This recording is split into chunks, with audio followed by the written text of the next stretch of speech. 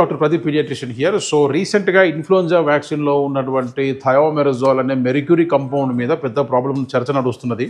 Okay, ఇక్కడ మొత్తం దునియా అంతా ఆ థయోమెరజోల్ అనే కంపౌండ్ అది మెర్క్యూరీతో కూడినది, అది పిల్లలకి ప్రమాదము చేస్తే అని చెప్పి కొంతమంది వాదిస్తున్నారు. ఓకే, అయితే రీసెంట్గా అమెరికన్ అకాడమీ ఆఫ్ పీడియాట్రిక్స్ వాళ్ళు దీని యొక్క దూల తీర్చేశారన్నమాట. ఈ స్టేట్మెంట్దే వాళ్ళు ఏమంటున్నారంటే, ఇప్పుడు నేను చూపిస్తున్న పేపర్ చూడండి. అమెరికన్ అకాడమీ ఆఫ్ పీడియాట్రిక్స్లో థయోమెరజోల్ గురించి వాళ్ళు ప్రస్తావిస్తూ వాళ్ళు ఏమంటారంటే, ఎవిడెన్స్డ్ వ్యూ పాయింట్లో వాళ్ళు మాట్లాడుతూ ఉంటారు. థయోమెరజోల్ అనేది ఎఫ్డిసి కానీ ఎఫ్డిఏ కానీ సిడిసి వాళ్ళ వల్ల చేసిన ఎక్స్టెన్సివ్ రీసెర్చ్లో ఎలాంటి న్యూరలాజికల్ ప్రాబ్లమ్స్, బ్రెయిన్కి సంబంధించిన నరాలకు సంబంధించిన ప్రాబ్లమ్స్ రాలేదు, కాబట్టి ఇది చాలా సేఫే పిల్లల్లో. ఓకే చెప్పి వాళ్ళు ఏమని రాస్తారంటే, ఎవరైతే ఈ ఇష్యూని రేజ్ చేస్తున్నారో వాళ్ళు పిల్లల యొక్క ప్రాబ్లమ్స్ని కోరుకుంటున్నట్టు అని కింద ఒక లైన్ పెడుతున్నారు.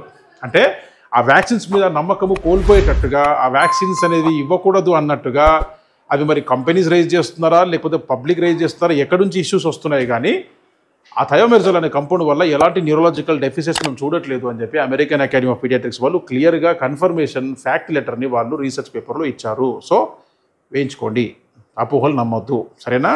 Thank you.